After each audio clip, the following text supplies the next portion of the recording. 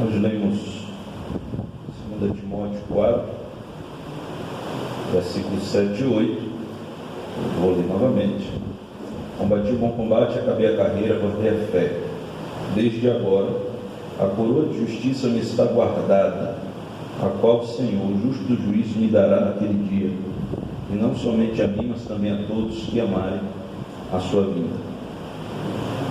O apóstolo Paulo, ele escreve esta que é a sua última epístola, a sua última carta. Ele escreve a Timóteo, a quem ele chama na introdução de meu amado filho. Ele chama Timóteo de meu amado filho. Timóteo, jovem pastor, na época residia em Éfeso. Paulo estava preso quando escreveu essa carta. O imperador já era o Nero. A perseguição estava acirrada.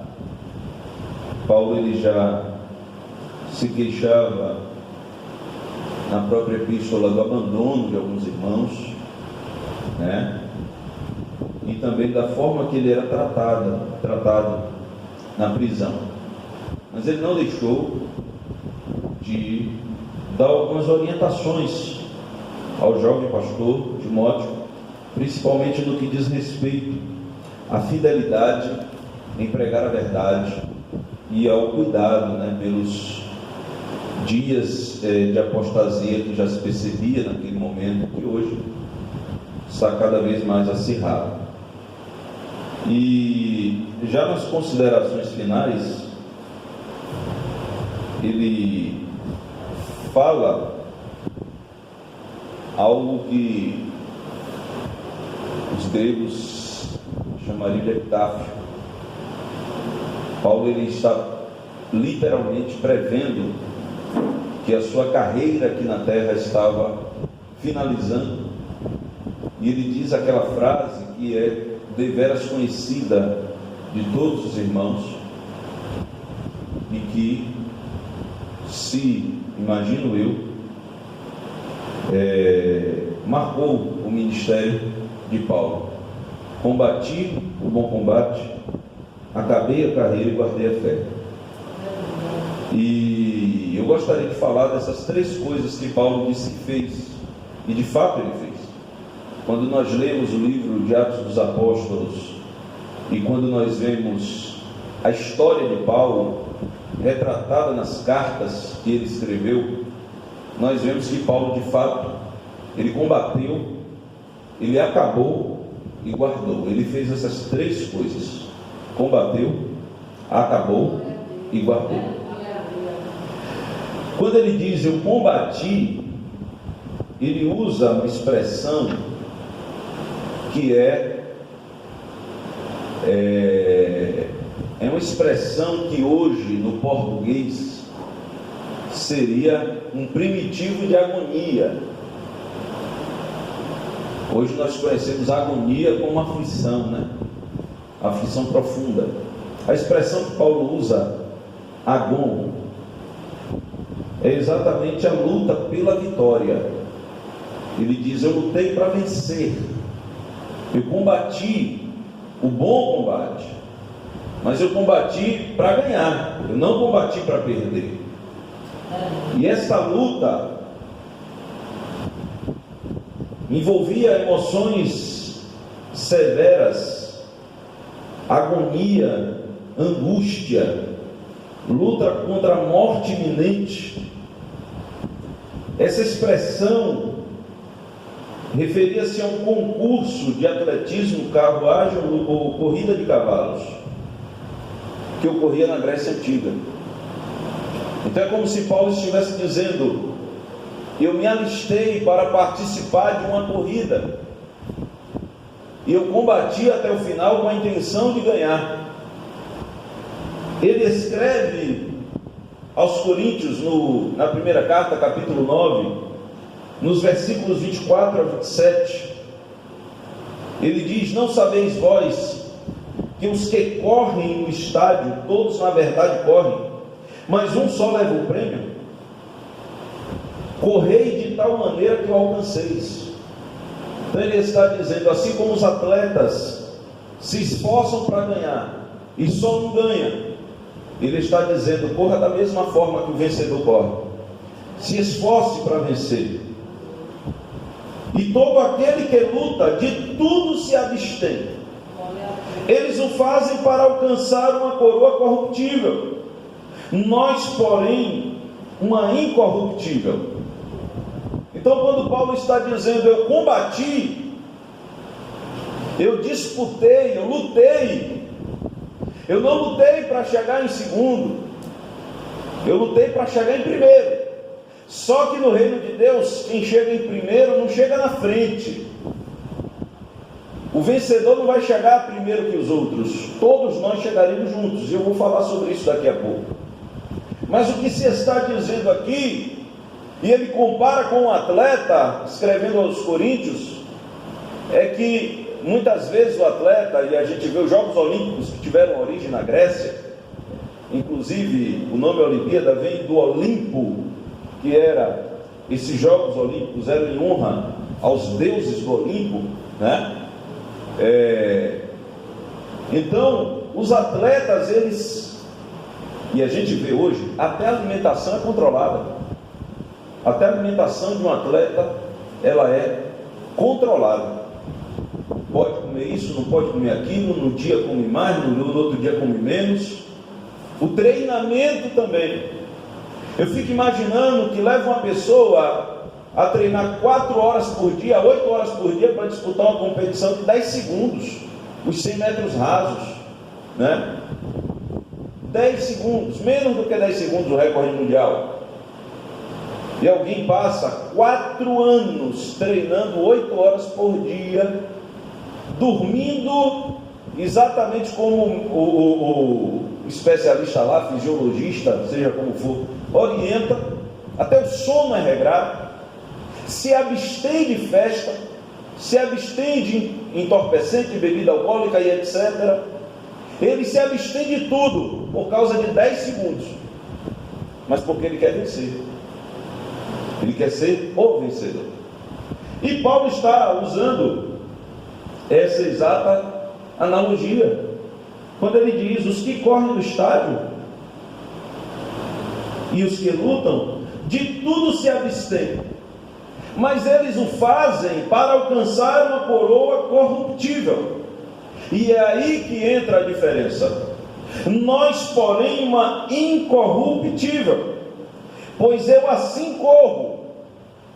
Eu estou em 1 Coríntios 9, do 24 ao 27. Pois eu assim corro, ou seja, eu corro, eu me abstenho, eu renuncio, faço o que preciso fazer. Isso é Paulo dizendo.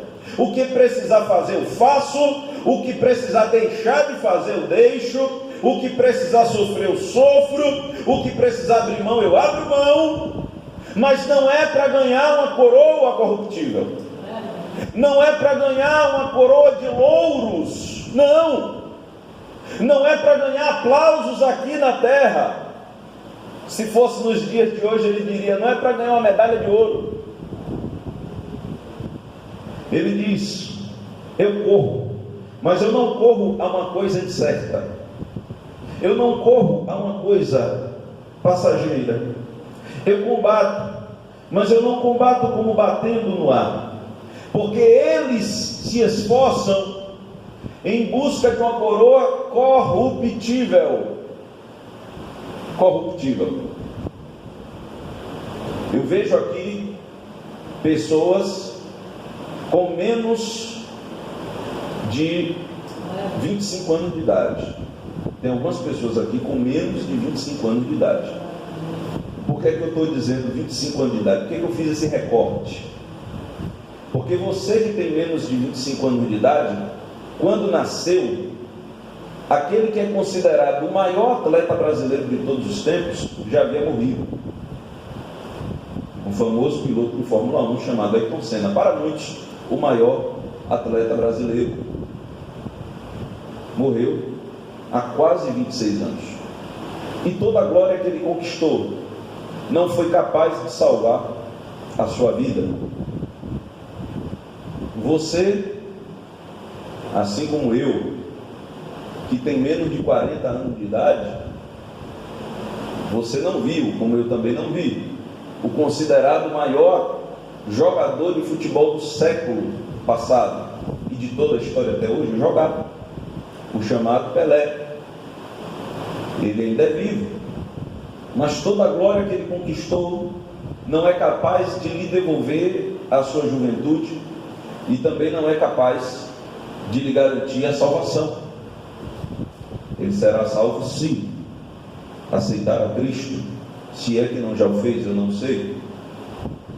Mas o que eu quero dizer é que essas pessoas e muitas outras mais se esforçaram, lutaram, combateram, se inscreveram nas competições e fizeram de tudo para vencer.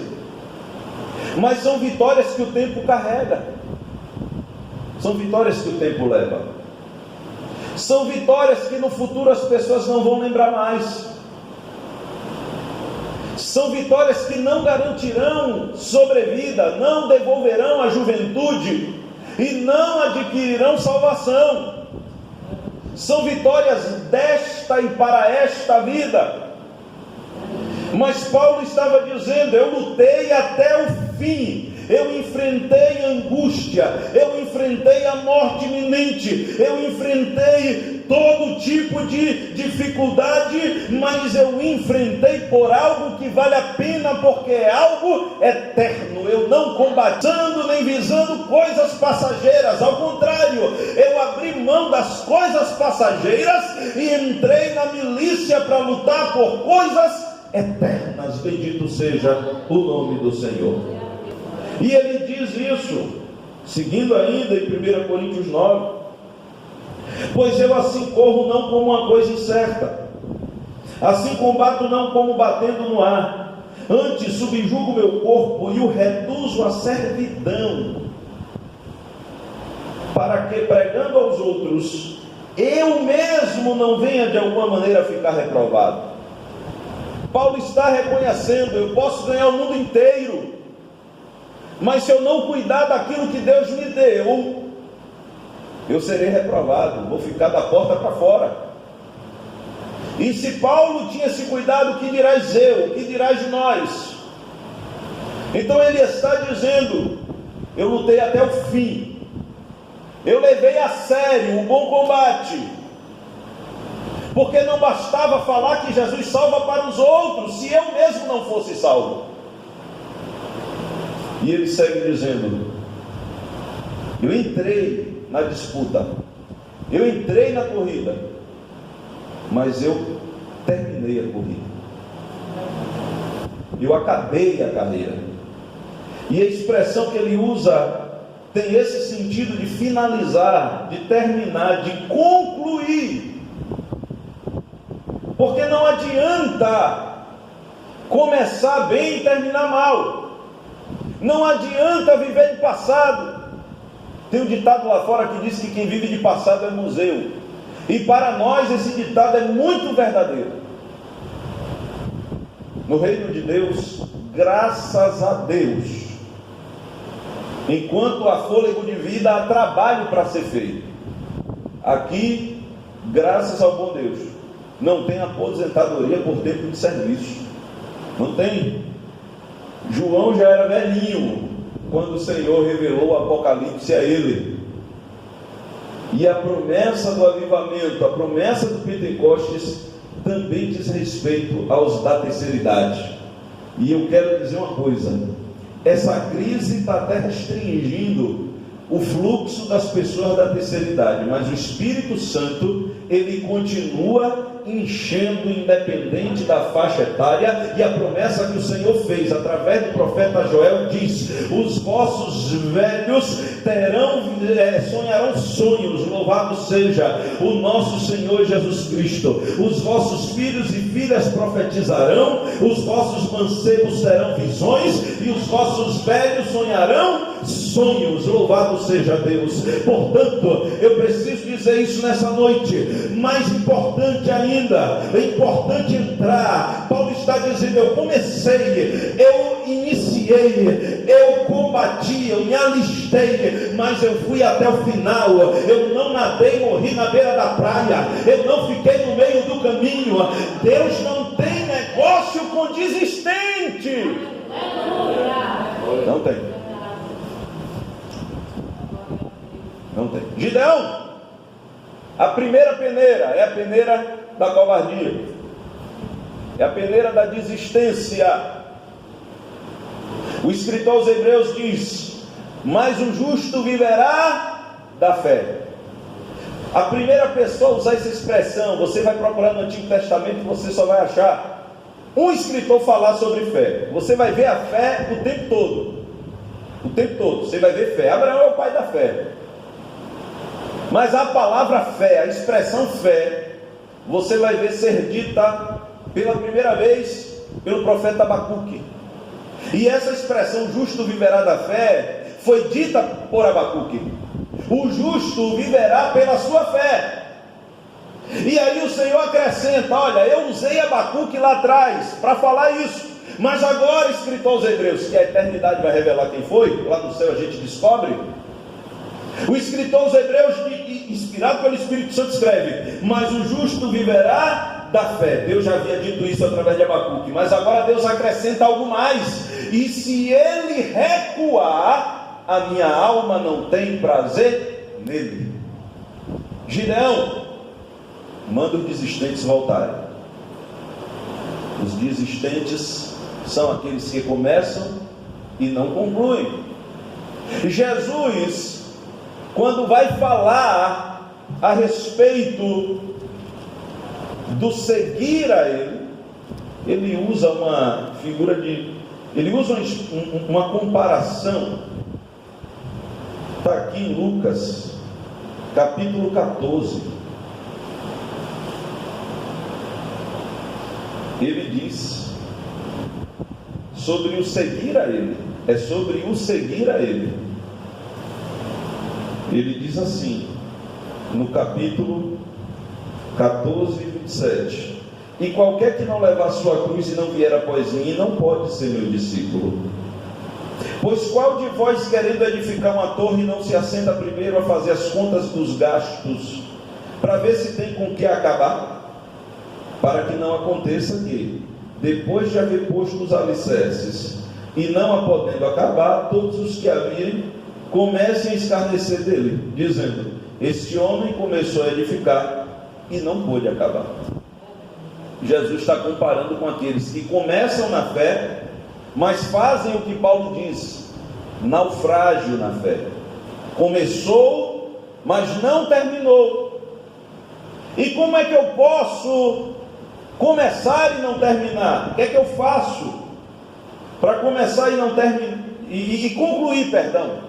O que é que eu faço para começar a carreira e concluir a carreira? Ele diz, Hebreus 12, 1 e 2: portanto nós também, pois que estamos rodeados de uma tão grande nuvem de testemunhas, deixemos todo o embaraço e o pecado que tão de perto nos rodeia. Primeira coisa, deixar tudo aquilo que vai fazer peso na corrida. São os embaraços, são os pecados, tudo aquilo que faz peso. Observe que um atleta, ele usa vestes leves, até o sapato, até o peso do sapato. Hoje, com a tecnologia, até o peso do tênis é calculado.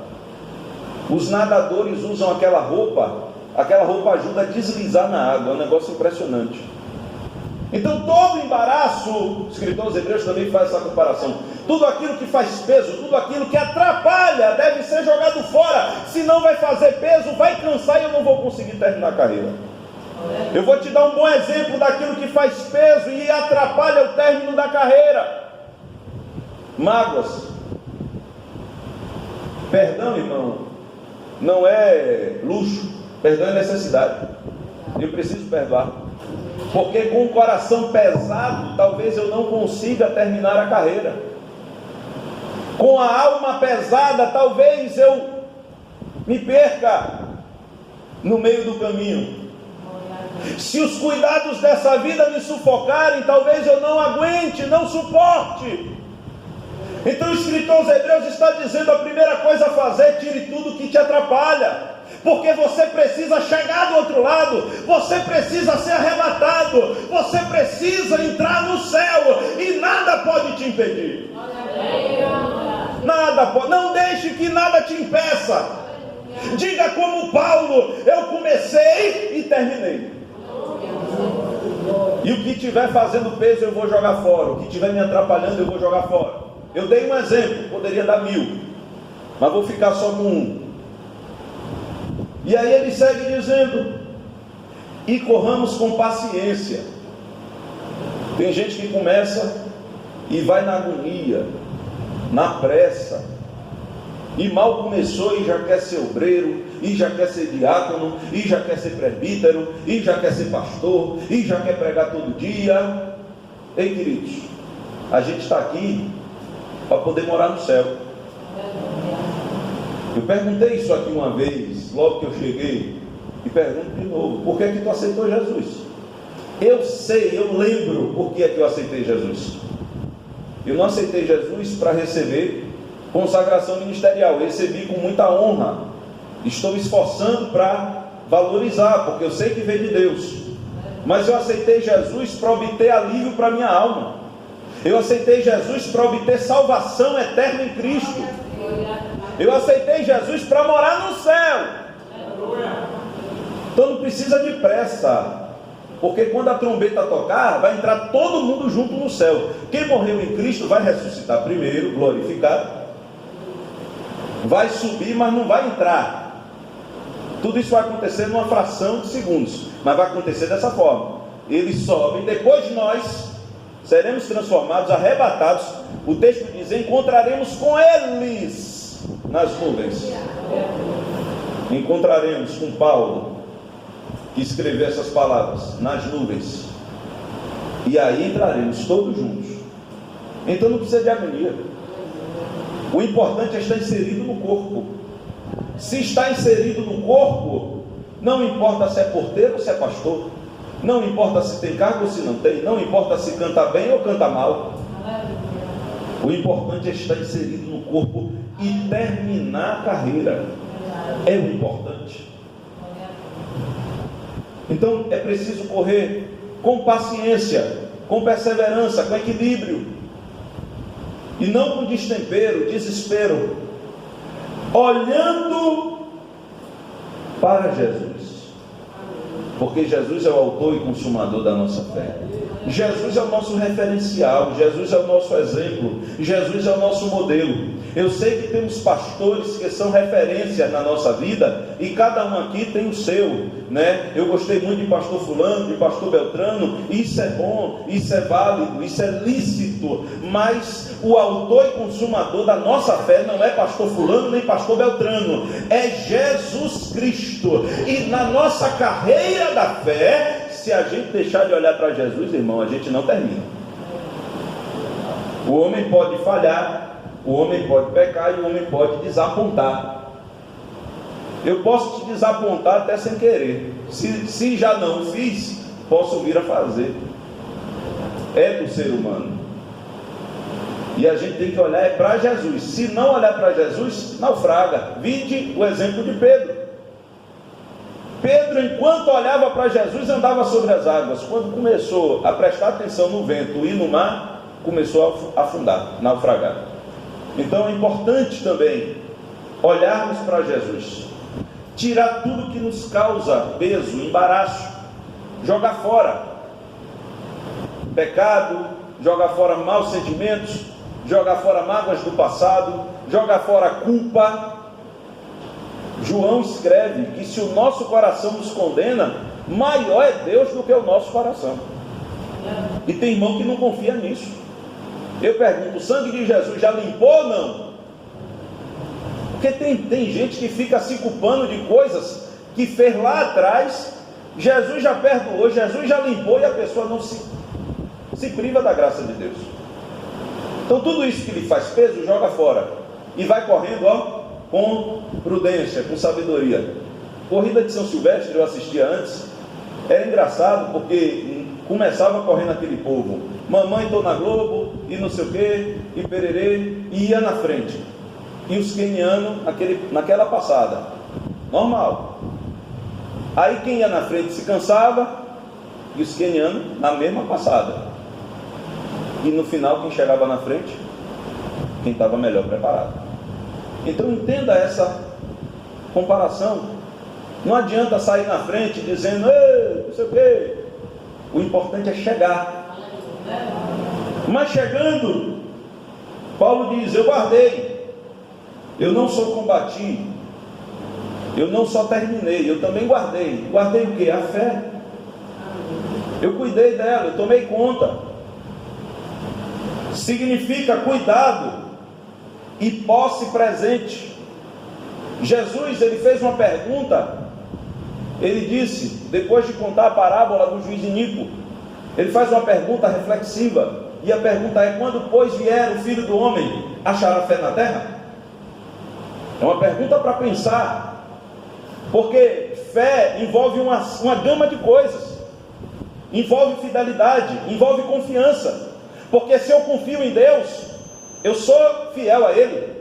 Se eu confio em Deus, eu espero Ele, espero nele.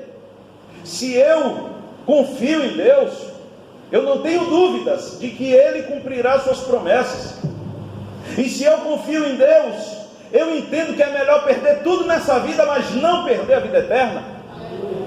E Paulo está dizendo, eu estou no final da carreira, mas estou do mesmo jeito que estava no início da carreira. O que Jesus mandou eu guardar, eu guardei. Jesus Cristo, ele diz, aleluia, aos crentes em Filadélfia, eis que venho sem demora, guarda o que tens, para que ninguém tome a tua coroa. O próprio Paulo diz a Timóteo, guarda o bom depósito. O que é isso? Guarda a presença do Espírito Santo na sua vida, guarda o fogo aceso, guarda a plenitude de Deus em você, guarda a confiança, guarda a fidelidade. Se alguém disser que Jesus ainda demora, você não aceite essa conversa, porque Jesus não tarda. O dia e a hora nós não sabemos, mas quando Ele vier, que o nosso coração esteja pronto para subir com Ele. Bendito seja Deus. Guardei a fé. O amor não esfriou.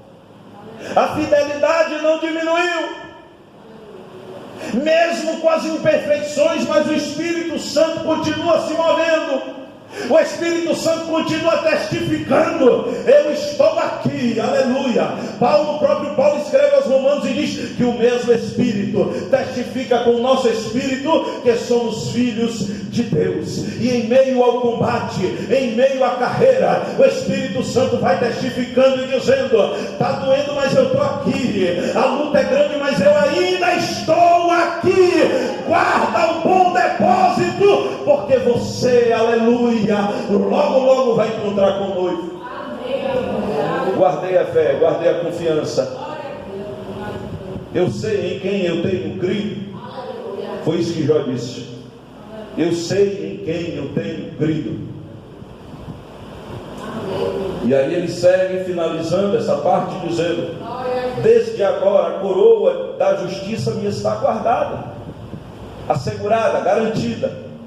Essa coroa era a coroa utilizada para galardoar os vencedores. Ele está usando aqui uma metáfora do início ao fim. Ele está dizendo, eu entrei na corrida, eu disputei a corrida até o final, eu venci a corrida, porque a vitória que vence o mundo é a nossa fé.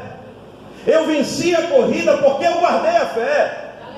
Nessa corrida não tem chegar primeiro. Nessa corrida o vencedor, ele chega guardando aquilo que ele possuía no começo. Ele começa essa carreira com a fé, e se ele conclui a carreira com a fé, ele é declarado vencedor. Eu entrei na corrida, me alistei nela, repito, eu me alistei na corrida, eu corri até o final, e no final, aquilo que Jesus me deu, ainda estava guardado, ainda estava comigo. eu ainda tinha posse daquilo que Jesus me deu, e agora eu trocarei por uma coroa, a coroa do vencedor, a coroa do vencedor. E nos chamados Jogos Olímpicos, o vencedor ele recebia uma coroa, mas a coroa que vamos receber não é a coroa que perece. A coroa que vamos receber será entregue a nós pelo justo juiz. Entraremos no céu e receberemos a coroa de justiça como prêmio, porque entramos no combate, porque não desistimos do combate e porque guardamos a fé naquele que morreu por nós no Calvário. Que Deus abençoe a todos, em nome de Jesus.